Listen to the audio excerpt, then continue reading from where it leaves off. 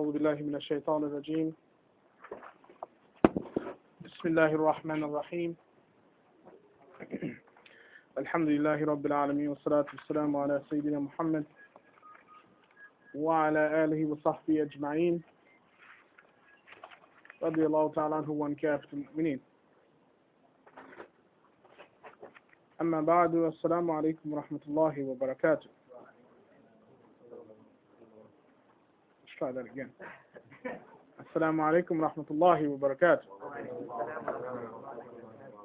Naam.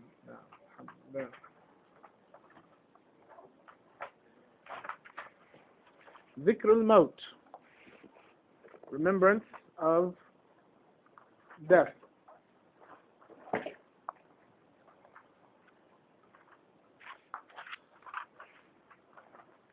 It's such a beautiful day outside to be talking about death. That's the nature of maut, that it's inconvenient, that it does not.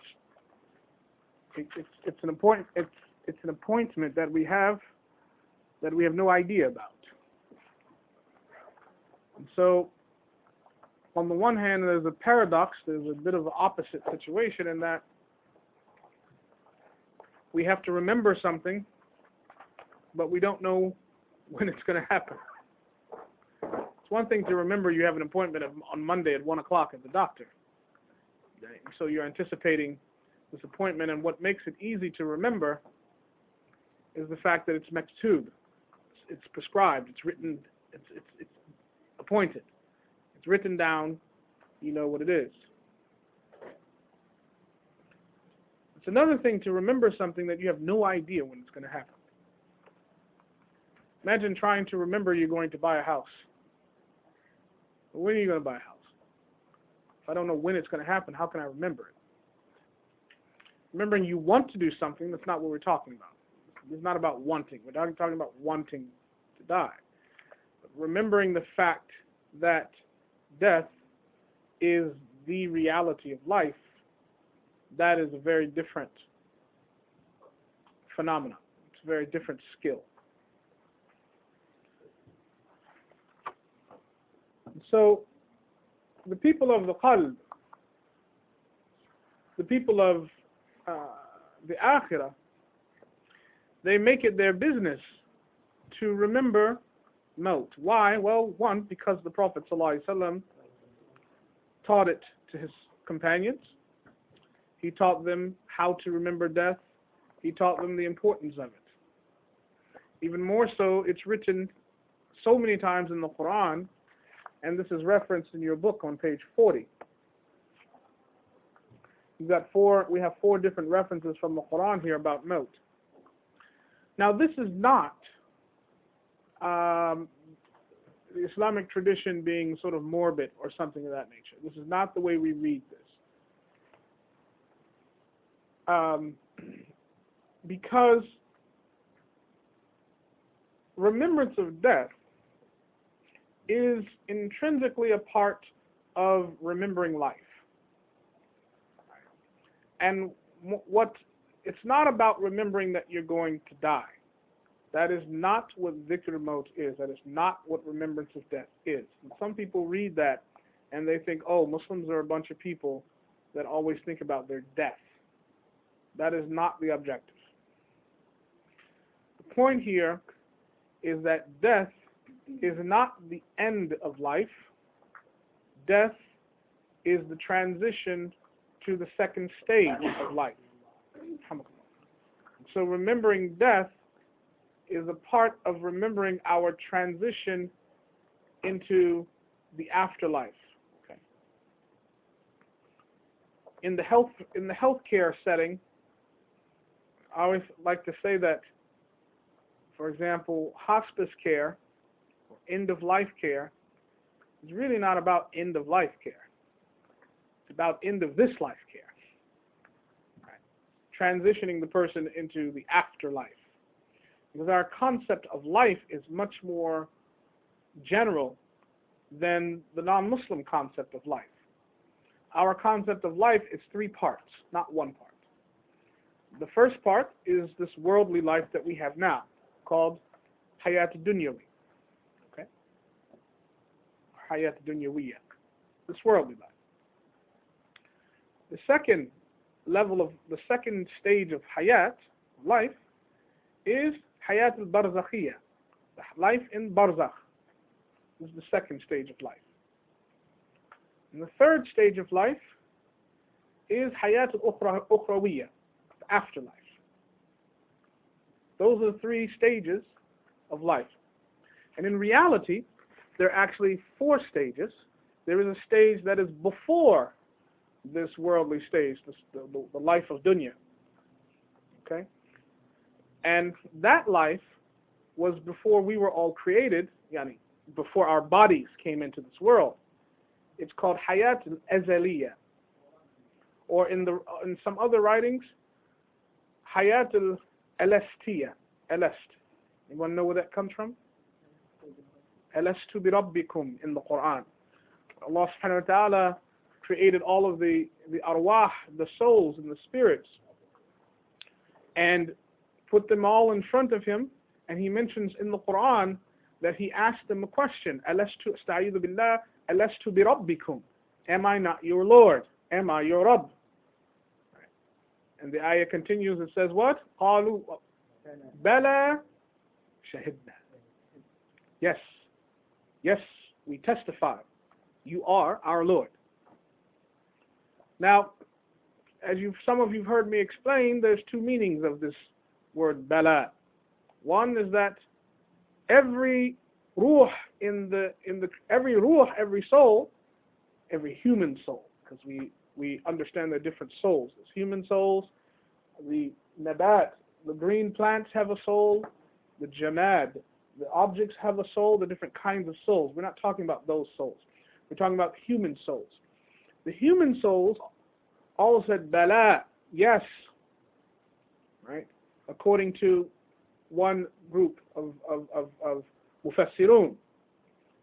But according to another group, there's another riwayah which says no, only one soul said bala. That was the soul of Prophet Muhammad sallallahu alaihi wasallam. Why? Because when Allah subhanahu wa ta'ala spoke to us, the beauty, the pleasure that our souls experienced from being spoken to directly by Allah subhanahu wa ta'ala, it made us silent. We were shocked. That pleasure touched us in such a way that we could not speak. And the ruh of the Prophet ﷺ was given the strength to speak, and he said bala. This is the second interpretation. First interpretation, everyone said bala. Second interpretation, second ta'wil, the ruh of the Prophet ﷺ said bala. And this bala was taken as a statement by the Prophet ﷺ, which affirmed everybody's bala. But now, after the world of the Azal, this is called Azal, the hayat of Azal, every single soul, ruh, waits until its time comes to enter the world. When its time comes to enter the world, it leaves the alam of Azal, or Alast, according to some scholars. The ruh leaves, the angel takes it and puts it with the body, with the badan, with the flesh. When the ruh is taken from this life and it's connected to the dunya life, when it is combined with the body, there is a change that happens to the ruh. The change is that the ruh becomes covered in the body, which is why you don't see the ruh. And it becomes consumed by the material, the physical world, and it forgets Allah. So everyone that comes into the world forgets Allah subhanahu wa ta'ala. But the ruh, just like, for example, you at the medical level, if you've ever been around someone that's lost their memory, they may have lost their memory, but they remember certain things. Certain things. Ruh is like that as well. They forget the alast, part, the part of bala, shahidna, but they remember, the ruh remembers that it is part of makhluk, it's created. It remembers that there is a khaliq and it's supposed to do something. That's called fitra. That's called fitra. It's that basic instinct that every person is born with, that it came from someplace and it's supposed to do something here, and that there is a higher power somewhere. That's fitra. And that there's an innocence with that. So this is a second type of life, is the point. Dhikr al-maut, remembering death, means to remember this continuum of life that we're on. That this is not the only life. That's what that means. It does not mean that we have some sixth sense where we're always remembering going to die. Not what it means. It means that we remember what we came from someplace, that we are here temporarily doing something, and we're supposed to be about doing something, and then we're going to transition to another place.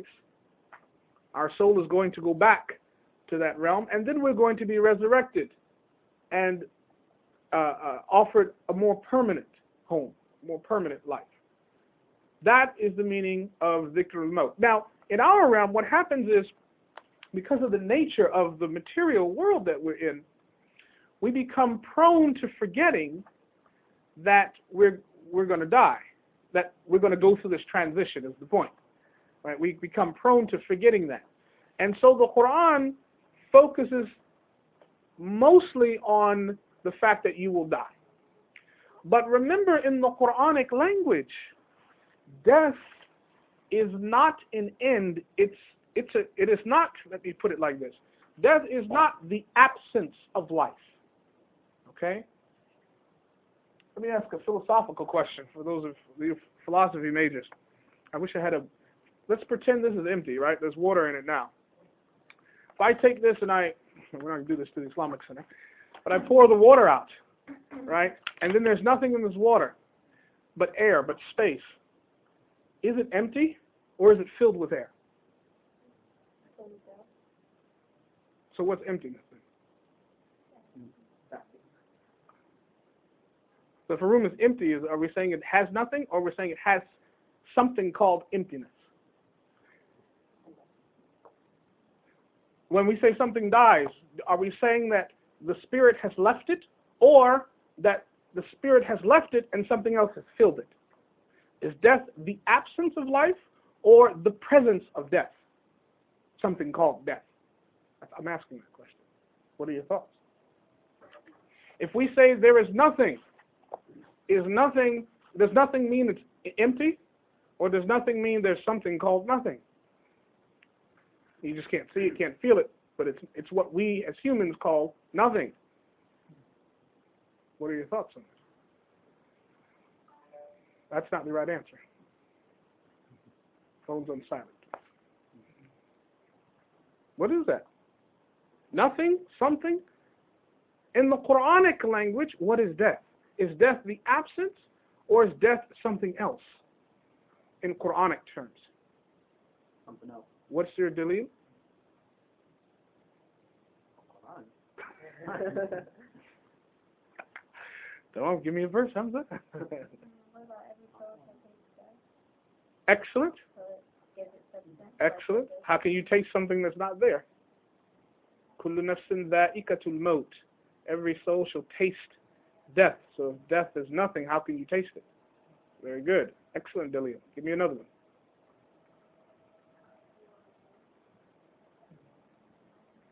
Well, yes, it means returning, but how do we connect that to whether or not death is something that something existing, like life is something existing? Or is death just purely our word for the absence of something?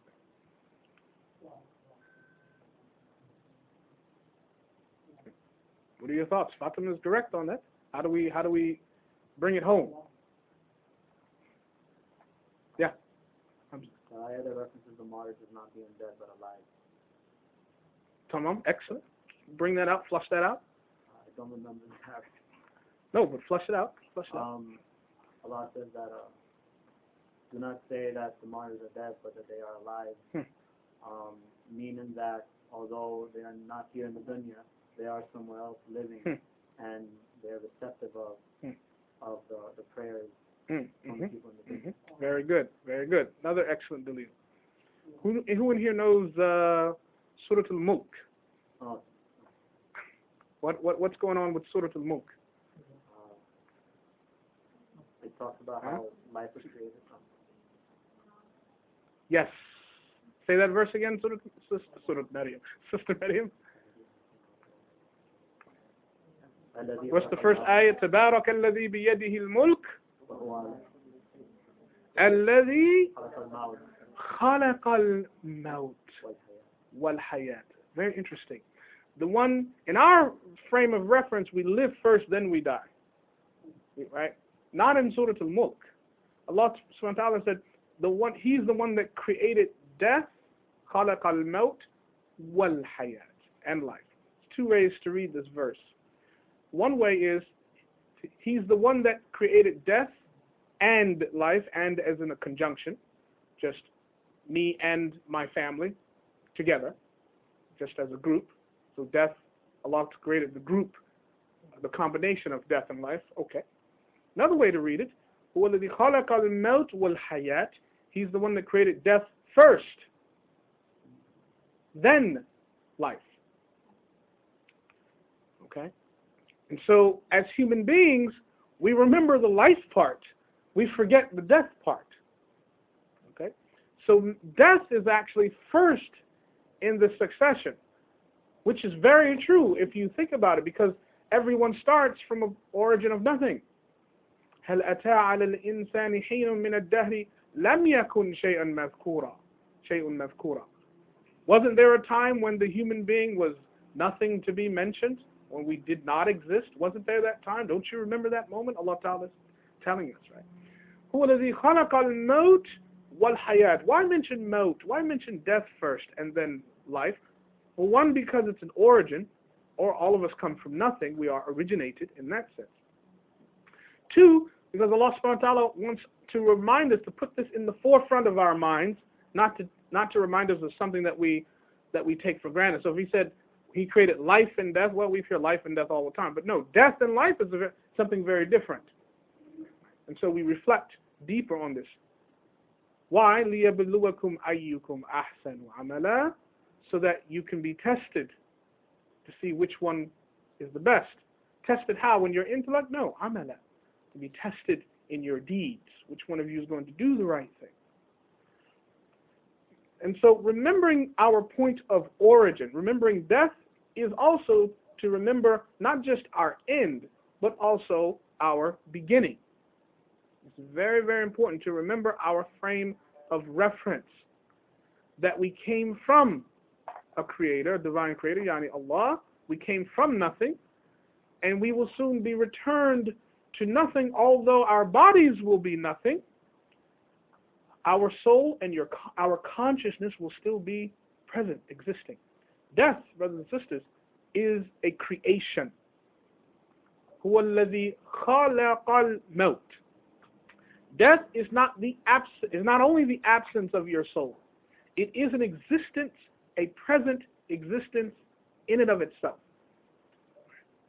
This is why on the Day of Judgment, in the hadith of the Prophet ﷺ, that right before the judgment starts, Allah subhanahu wa ta'ala will take death. Will take death, put it in front of all of creation, and slaughter it. That's a hadith. Yes. There will be, in other words, you cannot hope, there will be no death. Death as a creature will be gone. Good news for the people of heaven, not so good news for the people of hell. So death will be annihilated on the Day of Judgment. Before that, death is a creation. This is in the Quranic worldview, death is a khalq. Yes, it is the absence of the soul from the body. It is also the presence of something in the body. Okay? Your soul, this means your soul moves. Just like it moved into your body, it moves out of your body. When you move into an apartment, what day you move out of the apartment. This is a reflection on death. And some things you can take with you to your new apartment, some things you can't take with you to your new apartment. Some things you can take to the afterlife, some things you can't take to the afterlife.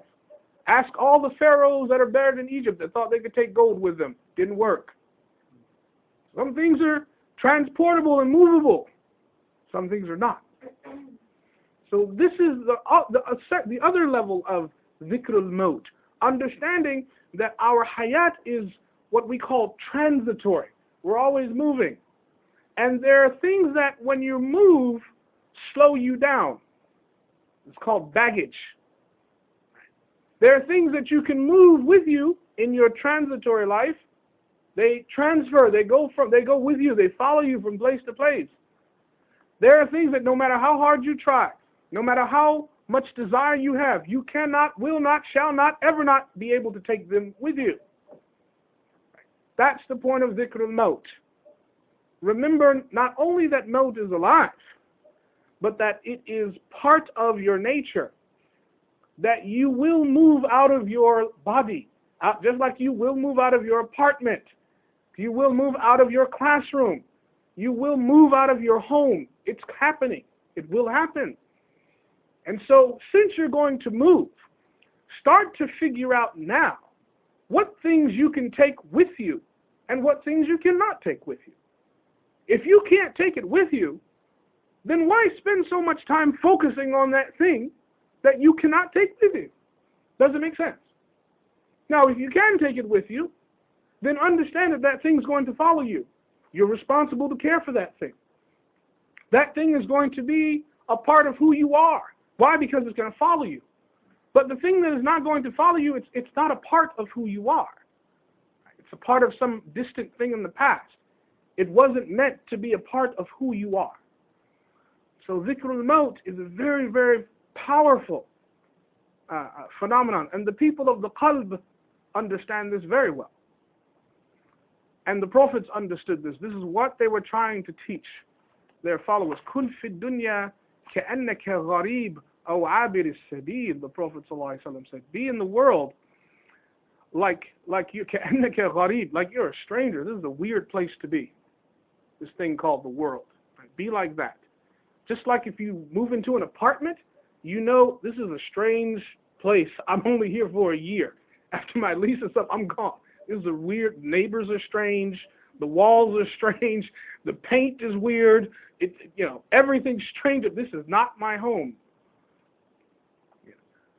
Oh, abir as-sabil. Abir as-sabil is very interesting because the word abira means to cross over something. For example, if you're on one side of the road and you cross from one side to the other, that's abir at-tariq. Abir at-tariq, yani. Abir as-sabil means the one who makes it their life to cross roads, right? Who crosses roads and crosses roads and crosses back and forth, right? As a profession almost. So this person understands that they're just passing through. Is the word we use in English? The one who passes through. Say, oh, how long are you going to be in New York? Oh, I'm not staying here long. I'm just passing through.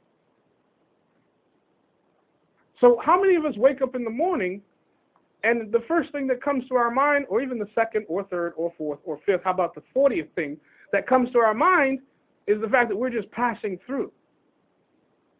That's why dhikr al-maut is powerful. Because what is it about us that we have not figured that out yet? Or what is it about us that we figure it out only at the time when it's too late? So that's why dhikr al-maut is very powerful. So now let us begin, because it's important for us to understand what this discourse is about and what we're not talking about. We're not talking about some weird perspective of we're thinking about dying. No, much bigger than that. No, understand, i'lamu, that death surrounds us. Remember, death is a thing. It is not the absence of something. It is something. It is the presence. Death surrounds us, and the grave will embrace us. Okay? Know that, meaning keep that in mind. And the arising will gather us, yani qiyamah. Qiyamah will gather us. And Allah subhanahu wa ta'ala will judge us. Nobody here is the judge of anybody. Forget it. Allah subhanahu wa ta'ala will judge us. He is the best of judges. So there's a few verses here.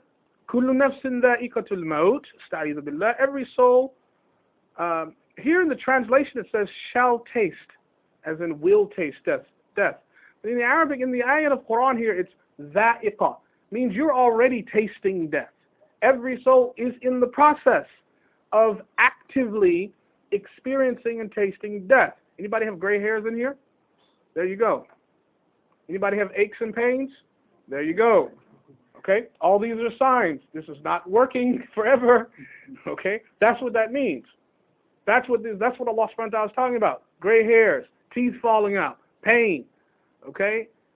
These are little dalalats, little indicators that our time is coming up soon. Okay? Not, as in the words of a great band, we only have a few more miles to go. We only have just a few more miles. It's not about being afraid, it's about being smart. And He Tabaraka wa Ta'ala has said, Kullu shay'in halikun, everything is actively perishing. Will perish, we have the translation here. But in the Quranic language, halikun means we're actively in the process of perishing. We're dying. We lose cells every day. Any physician will tell you that. Hair falls out every day. We age every day. Every time we breathe, we're closer and closer to that final breath. We're not closer and closer to living forever in the worldly sense. كُلُّ شَيْءٍ هَالِكٌ إِلَّا وَجْهَهُ. Everything is in a state of annihilation except for His face, except for His presence, Allah Ta'ala. لَهُ الْحُكْمُ. The judgment, the hukm, the final word is His. وَإِلَيْهِ تُرْجَعُونَ. And you will return to Him. And Tabaraka wa Ta'ala, He has said, قُلْ, tell them, Muhammad, explain to them, let them understand, إِنَّ الْمَوْتَ الَّذِي تَفِرُّونَ مِنْهُ فَإِنَّهُ مُلَاقِيكُمْ. This thing called death that you're running away from, it's coming to you. Very powerful language, because some people think that there's another verse in the Quran where Allah Ta'ala says, do you think you can outrun us? Very powerful. You think you can outrun Allah? So this idea of us running away, Allah Ta'ala is saying, tell them, you think that you're running away from death? It's coming to you. You can't run away from something that's coming to you. You're not going to it. It is coming to you. And that is the way to reverse our thinking. That it is not something that, unlike the doctor's appointment on Monday at 1 o'clock, is something we go to. Right? The class that we have on Wednesday at 4 o'clock is something we go to class. We go to an appointment. We go to work. We're so interested in our supposed power over our own actions because we are the active persons. We go. We do this. Allah subhanahu wa ta'ala said, wait a minute. With death, that's not the way it happens. Death comes to you. So you don't have any control over that. You can't see it coming. It's going to come to you and it will hit you. And then you will be brought back. ثُمَّ تُرُدُّونَ إِلَى عَالِمِ الْغَيْبِ وَالشَّهَادَةِ. And then you'll be brought back to the knower, the one who knows everything that is hidden and concealed. فَيُنَبِّئُكُمْ بِمَا كُنْتُمْ تَعْمَلُونَ. And at that time you'll be explained and informed about everything that you used to do. وَقَالَ تَعَالَى. Allah subhanahu wa ta'ala also says, منها خلقناكم وفيها نعيدكم ومنها نخرجكم تارة أخرى. Minha, from the earth we created you, and we'll bring you back to it, and then we're going to bring you out of it again. This transitory nature, this process, just like the environment, the world goes through a cycle, life goes through a cycle. And we see this, ironically enough, with the change of seasons. Right. So right now, for example, we're leaving winter, and we're coming out of spring. Winter, for all practical purposes, is a time for death. Right. Everything dies in the wintertime. The leaves are dead, the trees are dead, the grass is dead, the bacteria is dead. Some people die in the wintertime because they freeze too much. It's too cold. But then things come back to life in the spring. And in that is a point of reflection for people of intellect. So the fact that we will die, but we will be brought back to life. very powerful verse in the Quran. أَيَحْسَبُ الْإِنسَانَ أَن لَّن يَجْعَلَ عِظَامًا أَن لَّن يَجْعَلَ عِظَامًا. Does the human being forget or think that he won't or she won't be recreated again? We can put back and connect their bones. بَلَا قَادِرِينَ عَلَىٰ أَن يُسَوِّيَ بَنَانَ. Allah Ta'ala says. Forget putting your bones back together. We are able to put back the very tips of your fingers. Very tips of your fingers. Contemporary fuqaha, mufassirun, the scholars of tafsir, they say this verse in the Quran, it means that Allah subhanahu wa ta'ala is not only able to reconnect your bones, not only able to put skin back on the tips of your fingers, He can recreate your fingerprints just as they are. That's what this ayat is dalalata. Something we call fingerprints that the Sahabas did not know about, but that this ayah is pointing to. We are able to recreate the tips of your fingers, i.e. we can put you back together so good, you'll have the same fingerprints. So Allah subhanahu wa ta'ala has this ability, and the idea that life itself goes through this process over and over and over again. Surah Al-Qiyamah. لا أقسم بيوم القيامة. I swear by يوم القيامة. ولا أقسم بالنفس اللوامة. And I swear by the nafs al-lawama, the nafs that blames itself. Okay. Surah Al-Qiyamah, verse 4. I think it's 73:4, but I'm not good with the numbers. And the Prophet ﷺ, he said, أكثروا من ذكر الموت. Always think about death, not because you're a weird person, but because you have a balanced understanding of the process of life. And death is a part of life. It's a different form of life.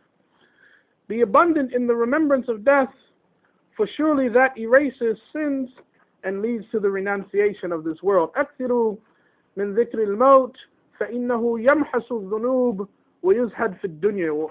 And it causes you to give up the world easier when you know you're going to leave it. I mean, think about this. If you have an apartment, you know you're going to move out of that apartment in 2 years. Why would you get attached to that apartment? Why would you spend so much money renovating that house or that apartment when you know you're going to move out? You know you're going to leave it. You have a car. Why do you want to spend so much money renovating a car, putting on new rims and this, that, and the other, when you know you're going to sell it in a year or two? So that's the perspective. You know you're going to leave, so don't put so much focus in this life to the point where you forget that you're leaving. You have to prioritize, you have to live, but don't let it make you forget what the bigger picture is. And the Prophet ﷺ, he also said, وَكَفَى بِالْمَوْتِ وَاعِظًا. Death is sufficient for admonition.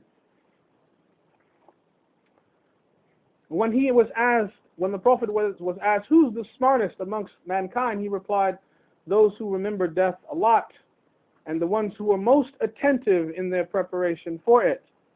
And the foremost among these, the best amongst this group, leave with great distinction in this world and high esteem in the hereafter.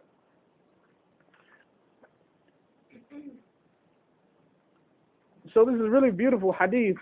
أكثرهم للموت ذكرى وأشدهم له استعدادا أولئك الأكياس ذهبوا بشرف الدنيا وكرامة الآخرة. Very, very beautiful hadith. That's the most intelligent person. You can have 5, 10, 15 PhDs, but if you haven't figured out that, as one of my teachers said, this is not the life, you haven't figured that out yet. One of my first teachers, his name was Bilal, I used to tell him this, that, and the other, and all my concerns and complaints. He was an older man. He would sit back and smile. He said, Khalil, this is not the life. That's all he would say to me. I'm looking for him for advice and solutions to my problems. He'd just smile with his glasses. He had bone cancer, mashallah. He was dying of bone cancer, but still, he was teaching. Still, he was teaching. I remember he used to have a rock next to him. He'd make tayammum with the rock because the doctors told him he couldn't use water on his body. He was terminal. Still, in his bed, teaching fiqh. Still teaching. He just smiled. This is a man dying of bone cancer telling me, it's not the life. Don't worry about it. It's not the life. When you're at that stage, what life is becomes very, very different. You visit people in the hospital, their understanding of life, very different. Very different. So the Prophet ﷺ had that understanding all the time. All the time. Know that whoever remembers death most abundantly is honored by three things. One, you make tawbah quicker. This is the benefit. That's the point. You want to correct relationships quicker because you know you'll meet Allah. One, contentment in the heart. You're satisfied with what you have. Because you know that even if Allah Ta'ala gave every single one of us the entire world today at 2:30, but then He said at 5 o'clock you're going to die, what's the point? Even if Allah Subhanahu wa Ta'ala gave me the entire world and He told me at 100 you'll die and you'll leave it, so what's the point? I can't take it with me. It doesn't matter if I have 10 worlds. At some point, I've got to have qana'at, contentment. Now, this is paradoxical because the next chapter is on the nafs. And it is the nature of the nafs to never, ever, ever, ever be satisfied. That is the test. Dhikrul Maut, this is why this chapter comes first. That remembrance of death, one of the benefits is that it teaches you to be grateful for the simple pleasures in life. I encourage all of you to read a nice book. It's called, I have it at my home in my library. It's called The Butterfly and the Diving Bell. Or The Diving Bell and the Butterfly, one or the other. Butterfly and the Diving Bell, or The Diving Bell and the Butterfly. Read that book. It will, if you find yourself the type of person where it's hard for you to sort of think about the simple, small pleasures in life, and it's hard for you to be grateful for these things, you find that you forget, you take a lot of things for granted, and you forget certain things. Read that. Go out and you can buy that book for $2 on Amazon, $3. Change your life. Right. This book is by a guy who died of a condition called locked-in syndrome. And it's similar to a coma, only he's aware of everything. He can hear and see everything, but he cannot move. He couldn't move anything, he couldn't speak, but the only thing he could do was blink one eye. Imagine this. Imagine your condition. Even in fiqh, you still have to pray with that eye. You do. But he could only blink with one eye. And the physical therapist came, figured that out, learned that he could move one eye, and that he had consciousness, and she taught him how to communicate with the blinking of an eye. This guy writes an entire book, blinking his eye. He dictates a book, blinking his eye. It's called The Butterfly and the Diving Bell. It's his book. Every chapter is one page. Diving Bell. Diving Bell. Every chapter is one page. The Diving Bell and the Butterfly. Thank you. I thought it was one way or the other. Diving Bell and the Butterfly. He talks about the little blessings in life, like being able to swallow food by yourself. He has to have a machine to help him swallow. Little things like the fact that he has an itch somewhere and he can't scratch it. And he can't tell, it's hard for people other than the physical therapist to understand where he's itching. Can you imagine that? Like, we take it for granted. Oh, we've got an itch, we just scratch it. What if you couldn't scratch it? That thing would drive you crazy. Everything in perspective. You can scratch your own itch. You can swallow. You can look. You wake up in the morning, your eyes are open. They work. SubhanAllah, sometimes the machines we have, you go out, go to work, go to the car, and the car doesn't start. You say, oh my God, what happened? The battery's dead, this, that, the other. Car wouldn't start. Allah doesn't love me today. What if your heart didn't start? Contentment. It puts everything in perspective when you think, I could be dead. At least I have another day. There's somebody who said to me, there was bad weather in New York, some rain or something in New York, And I asked the guy, I said, how do you like this weather? I said, you consider it a good day? He said, man, he said, any day I wake up in the morning is a good day. That's perspective. That's hikmah. Any day you wake up in the morning is a good day. This is someone who understands the broader picture. Yeah. You might not wake up. Everything in perspective. This is what it means to have contentment in the heart. It doesn't mean that you don't strive for better. That's not what we're talking about. It means that where Allah Ta'ala has put you, you're okay. You're okay. Why? Because in the words of Ibn Abbas, it could be worse. That's what Ibn Abbas used to say. Rabbi Allah Ta'ala. Could be worse. And the fact that it's not worse is a ni'mah from Allah Subhanahu wa Ta'ala. So you're okay there. And having zeal, having desire for ibadah, for worship. Okay? Nashat, nashat in the Arabic language, energy for worship. Now imagine if Allah subhanahu wa ta'ala told everybody today, for example, at 5 o'clock everyone in this room will die. I guarantee you we'd all stop, we'd all be making our best wudu, and we'd all be, first of all, be praying Tawbah like we never prayed before. Every single person go out and all their money give away to every single poor person and person who look poor. We'd make up hungry people. Are you not hungry? You should be hungry, brother. Let me feed you. Allah Ta'ala told me feed those that are hungry. You sure you're not hungry? You got to be hungry. You haven't eaten for an hour. Everybody would be running, have so much nashat, so much energy for khairat. Allah Ta'ala tells us now, fastabiqul khairat. Compete in good things. Nobody's running the race. Nobody's competing. Where's the marathon of khair? People out here running and dying running for medical causes, for all kinds of causes. People losing all kinds of energy and water and limbs, running for worldly causes. Where's the Muslim marathon? We should have our own marathon.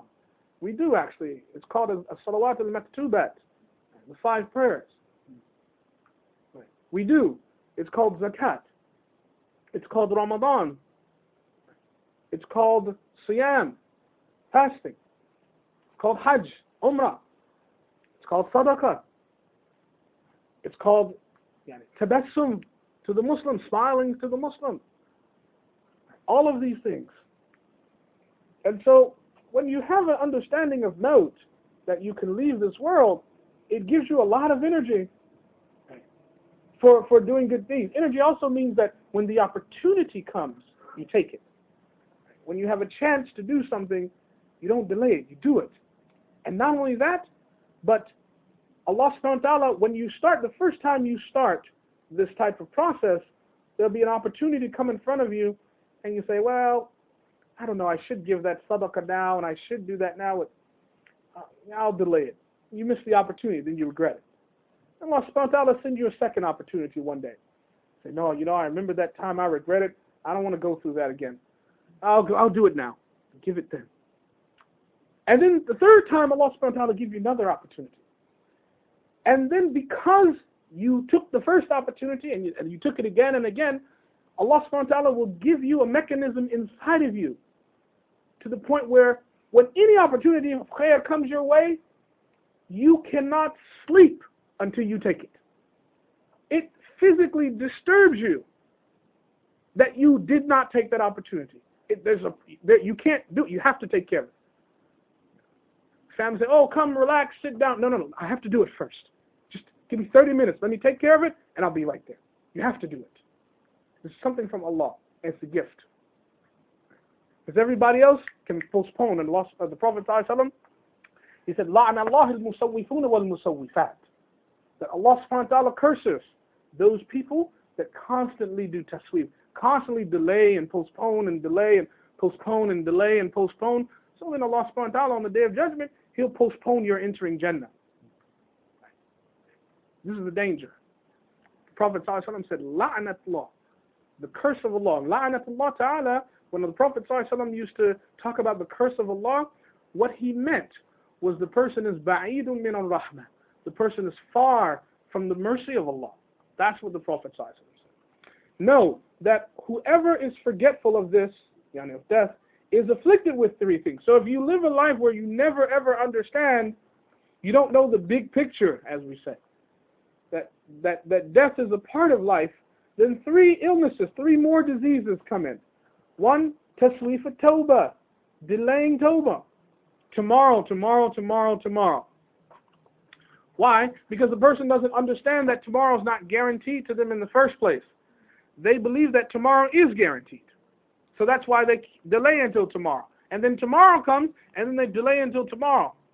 And then they keep coming, tomorrow keeps coming, and the delay to tomorrow keeps coming.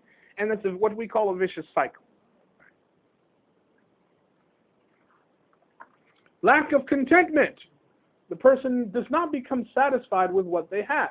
Why? Because they have all of their stakes and success of being in this life. And laziness, takasul, laziness in worship. Becoming someone where laziness, everybody's lazy, like, once or twice. We all are guilty of being people of lazy. And some people, some of us love it more than others. Laziness is not exactly a bad thing. But being a person whose character is kaslan, is laziness. Now that's a different thing.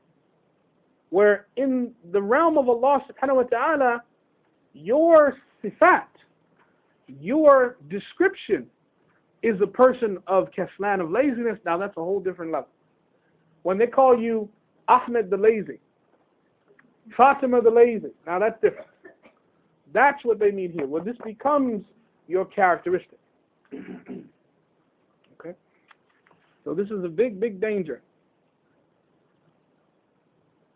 And know, or that the Prophet ﷺ said, O people, return to Allah in tawbah before you die. And hasten towards doing good deeds before you are preoccupied. Ya ayyuhan nas, the Prophet ﷺ said, Tubu ila Allah qabla an tamutu. Do repentance and tawbah before you die. وَبَادِرُوا بِالْأَعْمَالِ الصَّالِحَةِ قَبْلَ أَن تُشْغِلُوا. And quickly do actions of a'mal salih, righteous deeds, before you become busy with other things. In other words, when that opportunity comes, take it now before you don't have that chance. And he sallallahu alaihi wasallam continued, shorten the distance between you and your Lord with your plentiful remembrance of Him. وَصِلُوا الَّذِي بَيْنَكُمْ وَبَيْنَ رَبِّكُمْ بِكَثْرَةِ ذِكْرِكُمْ لَهُ. Shorten the distance between you and your Lord. Don't you love that phrase? Shorten the distance between you and Allah by taking advantage of that opportunity to do good deeds by remembering Allah, as well as plentiful charity both secretly and openly. In this way, your provision, your rizq, will be enough for you. And you will be victorious, and you will win. You will prevail. Everybody wants to win. That's a part of human nature. Everybody wants to win. I guarantee there's nobody in here that enters a contest that hopes to lose. If you enter a contest and you hope to lose, we need to talk. Okay? Nobody does that. You don't enter a contest and prepare for an event, prepare for a race, and hope to lose.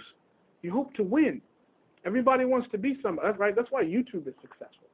Everybody wants some type of recognition, some type of importance. Everyone wants to feel like they are special. People want to win. And so winning in the Quranic and the Sunnah paradigm, the Sunnah system, is about thinking about the end first and putting that as your priority. In other words, thinking about maut and working backwards. How do you want to die? Do you want to die as someone who's close to Allah, whom Allah subhanahu wa ta'ala loves? You want to die? One of the scary things that's always scared me about one of my, subhanAllah, sometimes you can have mashayikh and teachers who, mashallah, they're so great in like their piety, their taqwa, and everything. And, I sat with teachers in the desert and in different places, in Istanbul and Sham, sit with teachers, and they're all, mashallah, you say these people don't even do, like the thought of makruh doesn't even occur to their mind. They are so tahir, mashallah, good people. And then you find, I had other teachers that came from the streets. They had ilm, but they came from the street. They came from the ghetto. They came from hard life. and they had good knowledge, and there's a benefit in each, right? And so there's a kalam for each type of person, for each context. So I'll never forget one of my teachers from the street. He used to tell me, he said, Khalil, you know, you go to the movies a lot. He said, let me tell you something. He said, what will happen to you if in the middle of watching a movie in the theater and you watching some non-Muslim guy take off his shirt and some non-Muslim woman do this, that, and the other? What would happen if Allah took your ruh like that? And your last moment was in a room full of people that disbelieve in Allah, in the dark, watching blind light and watching some non-Muslim on a screen. I was like, I will not go to a movie again. And every time I go to a movie, I think, oh my God, it's 2 hours of my life. SubhanAllah, 2 hours of my life. I'll never get that back again, even if I don't die. Like, okay, I love movies, you know, I love going to the movies, but SubhanAllah, like, this is a deep point. If that's not hikmah, I don't know what is. Like, death can come at any time. What if it gets you in the movies? What if it gets you at that time and place where nobody's looking? You hope nobody's looking. You pray nobody's looking, but then death finds you there. And that last moment is you're written as that was your majlis. That was your gathering. Your gathering was was being around a bunch of people who didn't know Allah, didn't care about Allah, and you were with them. And you spent not 1 minute or 2 minutes, but you spent 2 hours, 3 hours, 4 hours, chatting about useless things, sitting in makruh stuff, wasting time. Salat came in. You didn't pray because you couldn't pray because there's no place to pray because you're around people that don't pray. And so you missed the prayer. You have to think about these things. This is what dhikrul maut does. What if I die here? Okay, let's find a different way to have fun. What if death comes to me here? Okay, maybe I shouldn't be over there.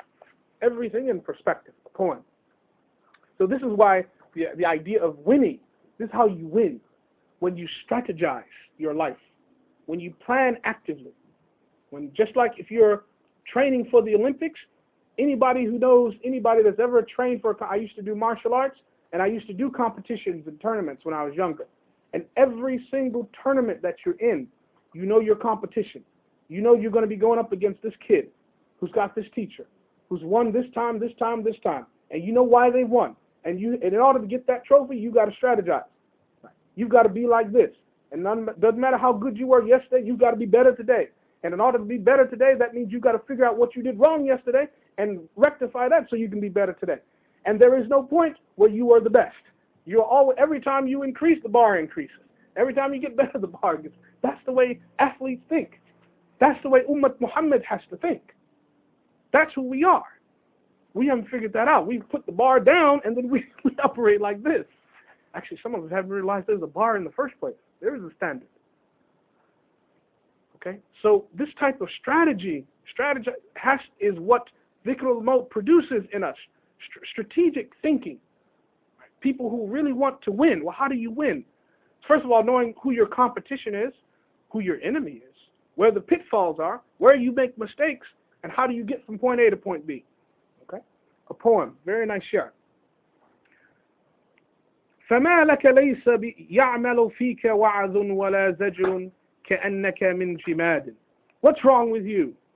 That neither advice or admonition nor rebuke takes hold of you, as though you are some mindless object with no brain.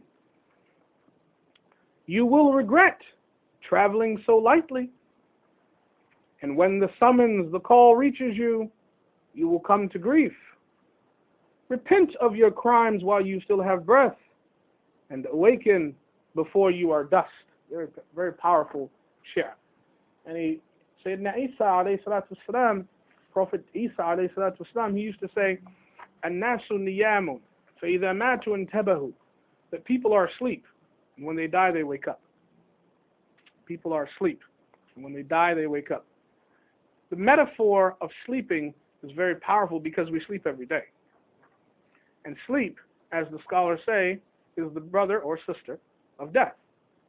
The same phenomenon.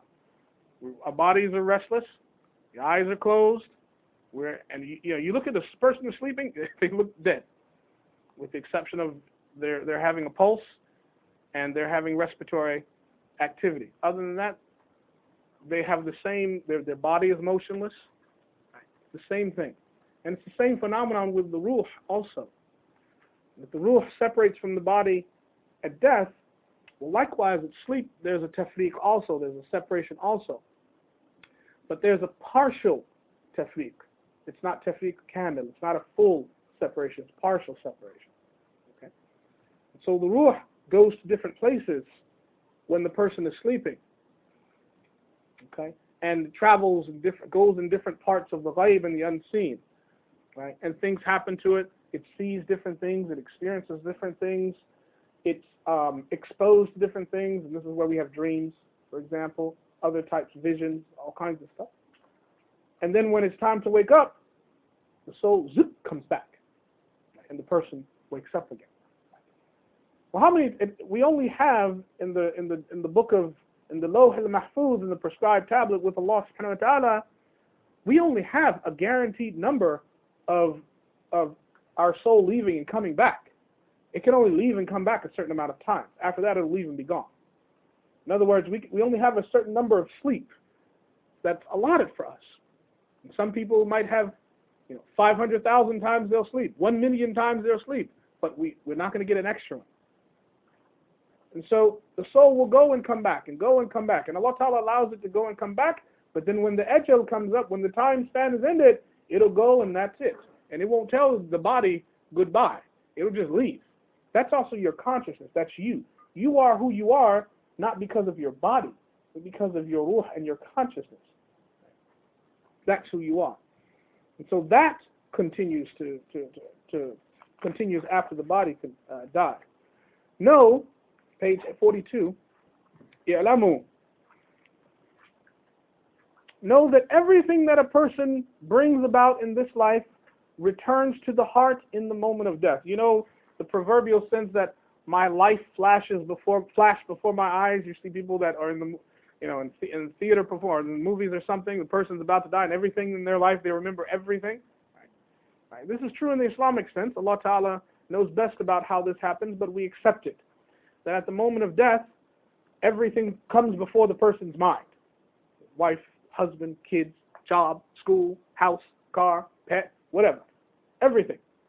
Didn't finish their degree, should have. Everything. Didn't wash the dishes, should have. Everything comes to mind instantly. Perhaps the soul will be snatched away in a moment when, engulfed in these worldly desires or overcome by disobedience, the heart remains connected to this and shackled to this, veiled from Allah subhanahu wa ta'ala and reduced to the worst of all ends. Yani, if a person is the type of person that does not care about remembering Allah subhanahu wa ta'ala, then when death comes and they're at the verge where they're crossing over from this life into the next life, all of these worldly things will come to their mind. And there'll be an attachment to these things. And the pains of death occur when the soul does not want to leave.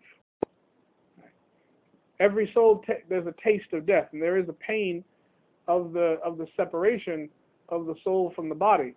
I mean, if people, it's uncomfortable when you go to give blood when the needle pricks you. I mean, it's uncomfortable. It's not the most pleasant feeling. Imagine your soul, which is connected to every single cell in your body, being taken from you, your life, yourself. It's not the most comfortable thing. It's even more uncomfortable when at this moment, when we remember everything, the soul wants to stay. And so the pulling is a little harder. And so at that moment, if the person is fully connected to the world, then that struggle to leave the world is the soul experiences that struggle, and it's a harder death for them. The angel pulls harder. Whereas the person whose heart is connected to Allah subhanahu wa ta'ala, is mindful of returning to Allah subhanahu wa ta'ala, who knows that this is not the life, who knows that, well, I've been expecting this anyway, whose mindset is when they encounter the angel of death, what took you so long? This type of person will readily give their soul up, quickly give their soul up. Also in the hadith, that to the mu'min, to the believer, who is sincere, who loves Allah, the angel of death appears to that person in a beautiful form. And the beautiful appearance makes the transition of the soul much easier. And the person gives up their soul quicker and easier. The combination of the person's readiness to meet Allah. We have to ask ourselves right now, today at 2:33, 2:32, how many of us right now are ready to meet Allah right now? How many? Right now. Are we ready to meet it's not like going out and meeting one of us. You're not meeting me. Right. Somebody like me. We meet Rabbul Alameen. Rabbul Alameen. Khaliqu kulli shay. Al-Wahid al-Qahhar. The one who owns everything. Biyadihi al-Khair.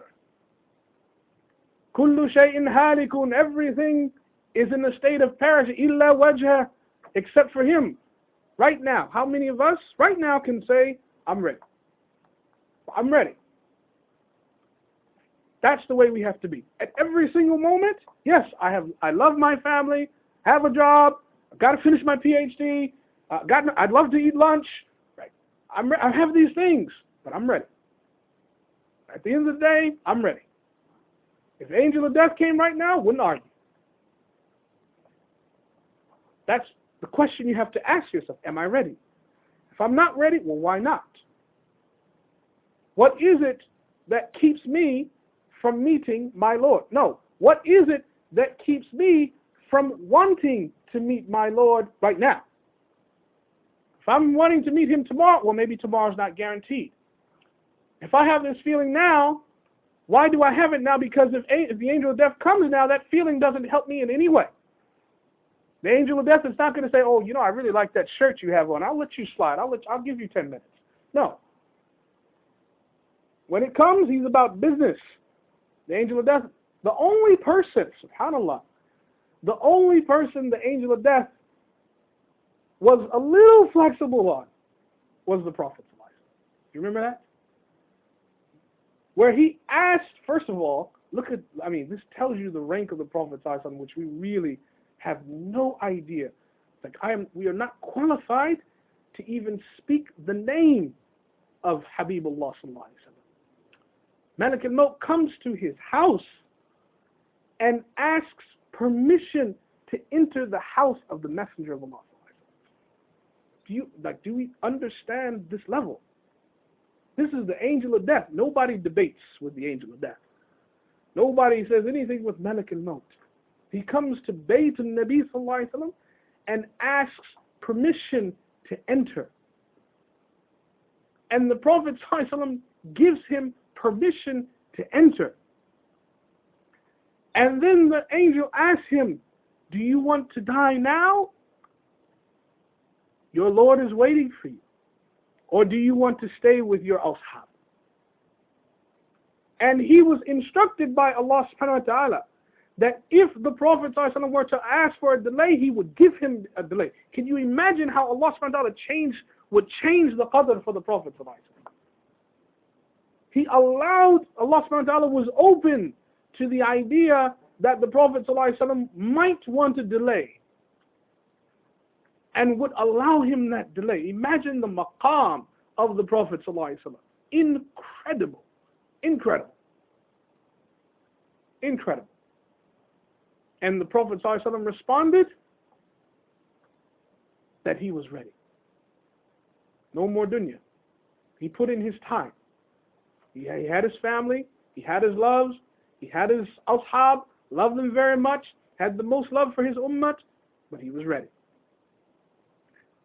He was ready. Aisha, his wife, took a little of the miswak, put it in her mouth, wet it. Last action, she helped him brush his teeth. Look at that. Even in death, the Prophet ﷺ wanted to meet Allah with clean mouth. subhanAllah, how we take for granted saying bad words, speaking bad things. Even in death, the Prophet ﷺ, and she went to do miswak, and the Prophet was in pain as his soul was coming out. And he told Aisha, easy, easy. Right? The pains of death are upon me. Even the miswak was painful for him at that point. We have to be ready. We don't get, the angel doesn't allow us a few minutes for miswak. He's not going to say, go ahead and put on your oud and your oil and your perfume. Ladies, put your makeup. No. Gone. Your time is up. Finished. And so we have to think about these things very deeply.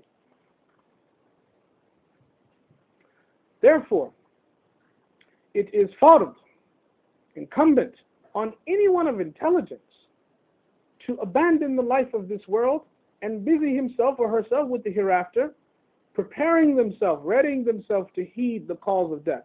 Abandon the life of this world means that we have to stop working only for this world. This is not our business. This is not the type of people we are. We are not a part of the ummah that works for dunya. If you are looking to be a part of that ummah, you are in the wrong place. That ummah is in Times Square. That ummah is someplace else. That's not the business of Ummat Muhammad. Ummat Muhammad, we're intelligent people. We work for the afterlife, and then Allah Ta'ala gives us this life. We don't work just for this life, hoping to get the afterlife. It is said, a poem here, we were created for death, and if we deny it, we confine endless expanses to our narrow concerns. At the break of each day, a call comes forth. They are born to die, they build only ruins. And for every day that comes, there is a call that time is ticking, time is ticking. And finally, it is said that the souls of the believers, the arwah of the mu'minun, who have passed away, the souls of the believers that have died in the past, it's said that they come to the lower sama, the lower heavens, the skies of this world every day. And in another riwayat, there's a hadith Qudsi that says that the souls of the people have died, that the mu'minun, they come to the houses of the family members during Ramadan. And another one that says Laylatul Qadr. And Allah subhanahu wa ta'ala opens up the world of the barzakh for the believers, the souls of the believers, and they go and visit the world. And Allah subhanahu wa ta'ala allows them to find their relatives. This is a one riwayah, one narration of that athar, that hadith. And he says, they come every day and they wait behind the walls of their houses, calling out to the family in a voice, but we don't hear them.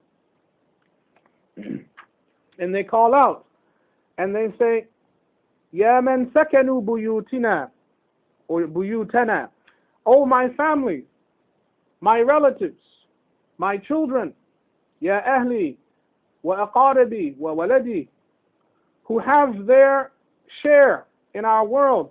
Do any of you remember us in our absence?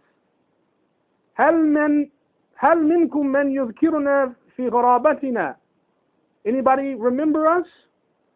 We are in a towering prison, a mighty fortress without escape. Beg mercy for us, and Allah will show you mercy. Do not withhold from us, or you will become like us when you die. O servants of Allah, the ni'mah, the bounties are in your hands. The bounties that now are in your hands used to be in our hands. And we did not spend all of it for the sake of Allah, but now our hisab is here, while our asbab belong someplace else. ونحن في سجن طويل وحسن شديد ارحمونا يرحمكم الله ولا تبخلوا أيديكم كان في أيدينا وكنا لا ننفق منه في سبيل الله وحسابه وباله علينا والمنفعة لغيرنا. يعني in another narration, the hadith the souls come during Laylatul Qadr or during Ramadan, specific times in the month of Ramadan. Allah subhanahu wa ta'ala allows the soul of your relative or relatives that are mu'minun to come and visit during Ramadan or during Laylatul Qadr, a time when Allah subhanahu wa ta'ala only knows. And they advise you. They see Allah subhanahu wa ta'ala allows them to speak, but we do not hear them. And they give us nasiha and advice. What you have now, we used to have. The time you have now, we used to have. The ni'mah, the manfa'ah you have now, we used to have. Use it. Don't be like us. We forgot. Use it wisely. Take advantage of this time.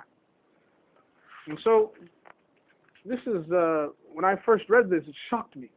It's very, very profound. And I'll tell you one last thing after we read the shi'r. It says, so, you seeker, فَيَا سَائِلِي عَنْ أَنَاسٍ مَضَوْا أَمَا لَكَ فِي مَنْ مَضَوْا مُعْتَبِرٍ. Do you find no lesson in those that have gone before you, O seeker of history? Do you find no lesson? How many people here are history majors? What's the biggest dars in history? The fact that we'll be like them. The fact that we will be history. That's the biggest dars.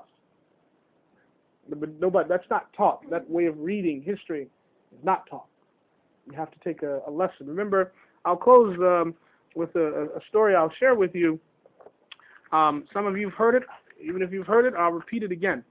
Because Allah subhanahu wa ta'ala says that the reminder is very beneficent. My first teacher, his name is Bilal, who died of cancer. I mentioned to him before, when he died, you know, I performed his janazah, and while washing his body, one of the people who had no experience in janazah did something, and it fractured a bone in his elbow, and so that I was very upset because I was the person he designated responsible to take care of his body. Even though his whole family was there, he asked that I was responsible. And so we had washed him, we had wrapped him, and we had prayed over him and made sure he was buried. And that night, I was had so much grief about what had happened that at the moment I was not paying attention. The brother was rough with his arm, and I heard a crack, and there was his arm was like this, and he couldn't move it, and the brother pulled too hard and he cracked, and then I heard it and turned around, and I told him, leave it alone, like he can feel, he's our brother. And that night when I had a dream when I went to sleep, and he came to me in my dream. Now the fuqaha are clear that the dreams that one person has are not a dalil for the community. No one here can have a dream and then based upon a dream say, you know, Allah, I had this dream, and therefore it's fard on you to do this, when it's an obligation to do that. Dreams are not a source of dalil or for ahkam or hukm or rules, right? But dreams can be instrumental, and they can serve a purpose for education. So it is in that spirit that I share this with you. And so he came to me in my dream, and in my dream he had on all white clothes, and he was standing upright for the first time. I'd never seen him stand upright, because he had always, when he was able to walk, he walked with a cane, and he walked hunched over like this, and his chest was a bit different. But in my dream, he was walking upright, and he was not with a cane, and his clothes were all white and glowing, and it was white around him, and he had two very large figures, one on his right and one on his left. They were full of nothing but light, but they were stern, strong figures. They were on his right and his left, and they were walking with him everywhere he walked. And he walked up to me, and we were in a hallway. He walked to me. I said, "Assalamu alaikum." He said, "Wa alaikum salam." And I noticed he had a bandage, a wrap around the same area that the brother had injured. It was a green bandage there. And I said, "I'm so sorry about what happened. I'm responsible. It's my fault. I wasn't paying attention." And he said, No. He said, "I'm okay. Alhamdulillah, I'm okay." He said, "I want to show you something." And he opened the door and took me in a room, and there were all these people that were sitting there, and they were just sitting in front of the wall like this, staring. And they were completely motionless, as if they were all in comas. And there was this light that was this false light that was coming out of the wall, and they were all forced to sit there looking at this light. And he said, "You see these people in this room?" I said, "Yes." He said, "These are people that wasted their time in the dunya." And he looked at me. He said, "Don't waste your time." And these two figures, they grabbed him and they went up, and I woke up. And this hayat is deep. This hayat is deep. Don't waste your time. That's what dhikrul maut is about. That is the purpose of dhikrul maut, remembering death, so that we understand the value of time and we use it wisely. And the people of the qalb internalize that, and that becomes the way they think about everything. Everything. And that is why the Prophet ﷺ said these are the smart people. And the people who live like that, die like that, then those are the people that win. Those are the people that win. May Allah subhanahu wa ta'ala make us amongst the people that win. May Allah subhanahu wa ta'ala make us amongst the people that use their time wisely. May Allah subhanahu wa ta'ala make us amongst the people that readily, easily give their souls to the angel of death and find ourselves in a pleasant, merciful, beautiful meeting with Allah and His Messenger sallallahu alayhi wa sallam. ربنا تقبل منا إنك أنت السميع العليم وتب علينا يا مولانا إنك أنت التواب الرحيم. ربنا آتنا في الدنيا حسنة وفي الآخرة حسنة وقنا عذاب النار. سبحان ربك رب العزة عما يصفون وسلام على المرسلين والحمد لله رب العالمين. الفاتحة.